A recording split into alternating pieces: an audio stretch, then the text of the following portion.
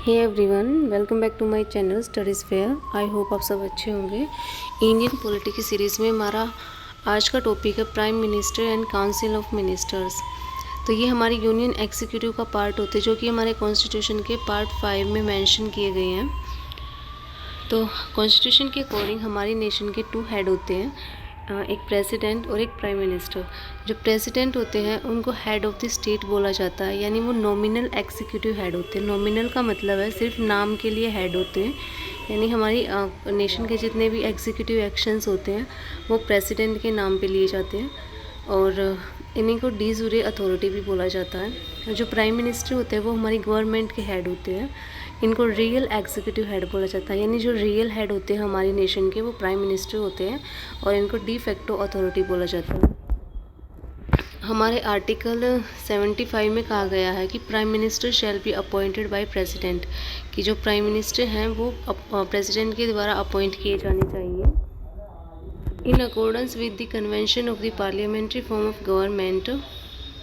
देखिए ऐसा कोई प्रावधान हमारे कॉन्स्टिट्यूशन के अंदर मेंशन नहीं किए गए हैं कि प्राइम मिनिस्टर की अपॉइंटमेंट किस तरह से होनी चाहिए, लेकिन जो पार्लियामेंट्री फॉर्म ऑफ गवर्नमेंट है उसके कन्वेंशंस के आधार पे प्रेसिडेंट है वो जो हमारी लोकसभा में जो भी मेजॉरिटी पार्टी होती है उसके लीडर को as a prime minister appoint करते हैं। अब जो प्रेसिडेंट होते हैं उनके पास कुछ डिस्क्रिशनरी पावर्स भी होती हैं, जैसे कि अगर मान लो किसी भी पार्टी को मेजॉरिटी नहीं मिली लोकसभा के अंदर, तो प्रेसिडेंट के पास ये पावर होती है कि वो अपनी विल से किसी भी लार्जेस्ट पार्टी के लीडर को as a prime minister appoint कर सकते हैं, या फिर जो भी कोएलिशन बन रहा है, गठबंधन हो रहा है अलग अलग पार्टीज़ के बीच में, तो उनसे भी वो प्राइम मिनिस्टर अपॉइंट कर सकते हैं। और लेकिन प्राइम मिनिस्टर अपॉइंट होने के बाद उन्हें लोकसभा के अंदर विश्वास प्रस्ताव 1 महीने के अंदर पास कराना होता है। और जो ओथ की अगर बात करें तो प्राइम मिनिस्टर को ओथ प्रेसिडेंट दिलवाते हैं। अब अगर प्राइम मिनिस्टर के पावर्स और फंक्शंस की अगर हम बात करें तो allocates and reshuffles various portfolios among the ministries. तो पोर्टफोलियो सिस्टम हमने पढ़ा था कि जो हमारी अलग अलग मिनिस्ट्रीज़ होती हैं उनके मिनिस्टर्स डिसाइड कर दिए जाते हैं। जैसे जो डिफेंस मिनिस्ट्री हो गई या फिर हमारी रेलवे मिनिस्ट्री हो गई, यानी जो भी हमारी गवर्नमेंट का जो वर्क है उसको डिवाइड कर दिया जाता है अलग अलग डिपार्टमेंट्स में, अलग अलग मिनिस्ट्रीज़ में, तो उसको हम पोर्टफोलियो सिस्टम बोलते हैं। तो जो पोर्टफोलियो मिनिस्टर्स हैं उनको किस मिनिस्टर को कौन सा मिनिस्ट्री एलोकेट करनी है, या फिर बीच में अगर उसको रीशफल भी करना है तो ये काम भी प्राइम मिनिस्टर का होता है। Can ask a minister to resign, वो किसी भी मिनिस्टर को रिज़ाइन के लिए बोल सकते हैं, या फिर प्रेसिडेंट को एडवाइस दे सकते हैं किसी भी मिनिस्टर को डिसमिस करने के लिए अगर उनके साथ कोई डिफरेंस ऑफ ओपिनियन बन रहा है पार्टी के साथ उस मिनिस्टर का। Presides over the meeting of council of ministers. तो जो काउंसिल ऑफ मिनिस्टर्स की जो मीटिंग होती है उसको जो हेड होते हैं उसके वो भी प्राइम मिनिस्टर ही होते हैं। Can bring about the collapse of council of minister by resigning from the office. देखिए अगर प्राइम मिनिस्टर अपना रेजिग्नेशन दे देते हैं, अगर प्राइम मिनिस्टर इस्तीफ़ा दे देते हैं तो पूरी काउंसिल ऑफ मिनिस्टर ही कोलैप्स हो जाती है, पूरी काउंसिल ऑफ मिनिस्टर को रिज़ाइन करना पड़ता है। Principal channel of communication between president and council of minister. तो एक प्रिंसिपल चैनल होते हैं वो कम्युनिकेशन का प्रेसिडेंट और काउंसिल ऑफ मिनिस्टर के बीच में। ये काउंसिल ऑफ मिनिस्टर और प्रेसिडेंट के बीच में जो इंफॉर्मेशन ट्रांसफ़र होती है वो प्राइम मिनिस्टर के ज़रिए होती है। Advise the president with regard to the appointment of important officials. तो देखिए हमने पढ़ा था कि जो प्रेसिडेंट है जो उनके द्वारा कुछ अपॉइंटमेंट्स की जाती है, जैसे attorney general of India, controller and auditor general of India CAG, chairman and members of UPSC, election commission के मेंबर्स, फाइनेंस कमीशन के मेंबर्स, तो ये सब प्रेसिडेंट अपॉइंट करते हैं, लेकिन प्राइम मिनिस्टर की एडवाइस पर किए जाते हैं। Advise president with regards to summoning and proroguing of the session of parliament. ठीक है, अगर प्राइम मिनिस्टर एडवाइस करते हैं प्रेसिडेंट को कि उन्हें पार्लियामेंट का सेशन बुलाना है या फिर उनको सेशन डिसकंटिन्यू करना है, तो वो भी प्राइम मिनिस्टर की एडवाइस पर करते हैं। Can advise president to dissolve Lok Sabha. ठीक है, अगर प्राइम मिनिस्टर एडवाइस करते हैं प्रेसिडेंट को तो वो लोकसभा को डिसॉल्व कर सकते हैं। चेयरमैन ऑफ नीति आयोग, तो जो कुछ एक्स्ट्रा फंक्शंस भी होते हैं प्राइम मिनिस्टर के, जैसे वो चेयरमैन होते हैं नीति आयोग के, नेशनल इंटीग्रेशन काउंसिल के, इंटर स्टेट काउंसिल के, और कुछ अदर बॉडीज़ भी हैं जिनके वो एज अ चेयरमैन फंक्शन करते हैं।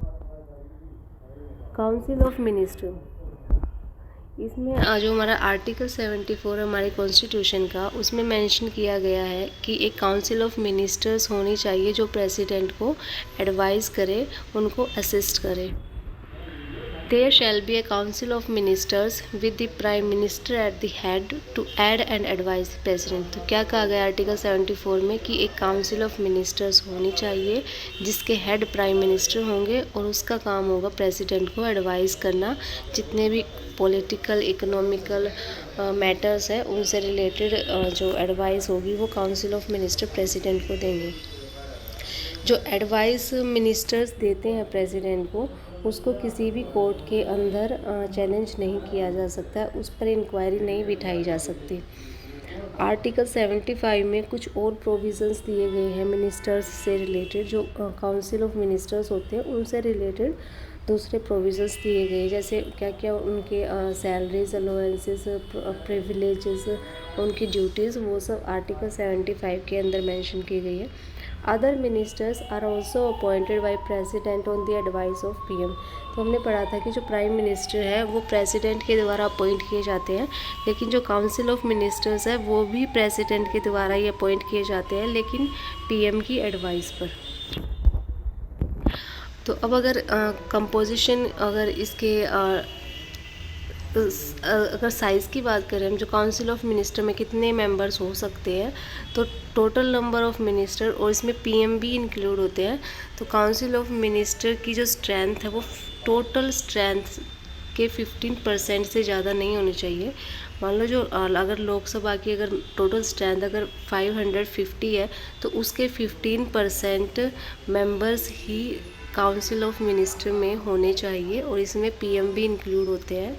15% से ज़्यादा मेंबर्स उसमें नहीं हो सकते, और ये 2003 में 91st अमेंडमेंट एक्ट आया था, उसके तहत ये प्रोविज़न ऐड किया गया। जो काउंसिल ऑफ मिनिस्टर है वो कलेक्टिवली लोकसभा के लिए रिस्पॉन्सिबल होती है, यानी जो भी काम, जो भी उनके फंक्शंस होंगे, जो भी उनके ड्यूटीज़ होंगी, उसके लिए पूरे हर एक मिनिस्टर रिस्पॉन्सिबल होगा लोकसभा के लिए, कोई एक अकेला मिनिस्टर रिस्पॉन्सिबल नहीं होता है। आर्टिकल 77 में कहा गया है कि जो हमारी गवर्नमेंट ऑफ इंडिया है वो उसको किस तरह से कंडक्ट करना चाहिए, किस तरह से सारे एग्जीक्यूटिव एक्शंस है वो प्रेसिडेंट के नाम पर लिए जाते हैं, तो ये आर्टिकल 77 में मेंशन किया गया है। आर्टिकल 78 में प्राइम मिनिस्टर की ड्यूटीज़ के बारे में बताया गया है कि वो एक लिंक होते हैं प्रेसिडेंट और, सॉरी ये मिस प्रिंट हो गया, काउंसिल ऑफ मिनिस्टर्स के बीच में एक लिंक का काम करते हैं। आर्टिकल 88 में जो हमारे जो मिनिस्टर्स हैं उनके क्या क्या राइट्स हैं हाउसेस के अंदर, वो सब मेंशन किए गए हैं। इसमें कहा गया है कि जो भी हर एक मिनिस्टर है वो दोनों हाउसेस की में जो प्रोसीडिंग्स होती है उसमें पार्ट ले सकते हैं और बोल सकते हैं, अपने विचार रख सकते हैं। ऐसा होता है ना कि कोई मेंबर लोकसभा का मेंबर है, कोई राज्यसभा का मेंबर है, तो ऐसा नहीं है वो केवल लोकसभा की प्रोसीडिंग में पार्ट ले सकते हैं या केवल राज्यसभा की प्रोसीडिंग्स में, वो दोनों प्रोसीडिंग्स में पार्ट कर सकते हैं और अपने विचार रख सकते हैं, लेकिन वो वोट केवल उसी हाउस में कर सकते हैं जिसके वो मेंबर होते हैं। तो वोट देने का राइट केवल उसी हाउस के लिए होता है जिसके लिए वो मेंबर चुने गए हैं। अगर nature of advice of by ministers के द्वारा जो एडवाइस प्रेसिडेंट को दी जाती है, अगर उसके नेचर की अगर हम बात करें तो वो बाइंडिंग नेचर की होती है। यानी जो भी एडवाइस मिनिस्टर्स या प्राइम मिनिस्टर प्रेसिडेंट को देते हैं वो उनके लिए बाइंडिंग नेचर की होती है। हालांकि प्रेसिडेंट रिकन्सिडरेशन के लिए बोल सकते हैं उनको कि जो उन्होंने एडवाइस दी है वो उसको दोबारा से कंसीडर करें, दोबारा से उस पर सोच विचार करें। लेकिन अगर आफ्टर रिकन्सिडरेशन और दोबारा से प्रेसिडेंट के पास वो एडवाइस फिर से जाती है तो वो उनके लिए बाइंडिंग होती है, वो उनको माननी पड़ती है। अब मिनिस्टर्स की अगर रिस्पॉन्सिबिलिटी की बात करें हम तो हाँ, 3 तरह की रिस्पॉन्सिबिलिटी, इसको 3 कैटेगरी में डिवाइड किया गया है। फर्स्ट है कलेक्टिव रिस्पॉन्सिबिलिटी। जो काउंसिल ऑफ मिनिस्टर्स होते हैं वो हमारी लोकसभा के लिए कलेक्टिवली रिस्पॉन्सिबल होते हैं, यानी वो एक टीम की तरह काम करते हैं और साथ ही अगर डूबते हैं तो साथ ही डूबते हैं। अगर रेजिग्नेशन होगा वो खाली एक मिनिस्टर का नहीं होता, वो पूरी काउंसिल ऑफ मिनिस्टर का ही होता है। अगर नो कॉन्फिडेंस मोशन किसी एक इंडिविजुअल मिनिस्टर के अगेंस्ट नहीं लाया जा सकता, वो पूरी काउंसिल ऑफ मिनिस्टर के अगेंस्ट होता है।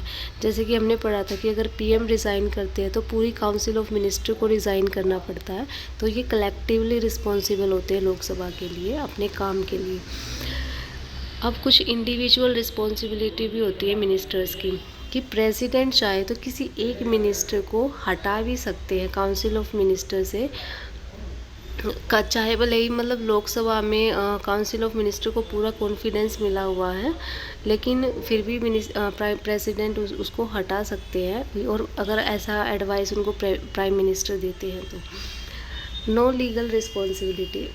तो देखिए हमारी जो कॉन्स्टिट्यूशन में ऐसी कोई लीगल रिस्पॉन्सिबिलिटी मेंशन नहीं की गई है मिनिस्टर्स के लिए कि जो कोर्ट्स होती हैं उनको ऐसा कोई राइट नहीं दिया गया है कि वो जो मिनिस्टर्स के द्वारा एडवाइस दी गई प्रेसिडेंट को उसमें इंक्वायरी कर सके।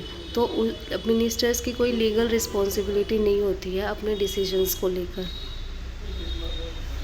अगर काउंसिल ऑफ मिनिस्टर के कंपोजिशन की अगर हम बात करें तो इसमें कौन कौन से मिनिस्टर्स होते हैं, तीन कैटेगरीज में इसको डिवाइड किया गया है।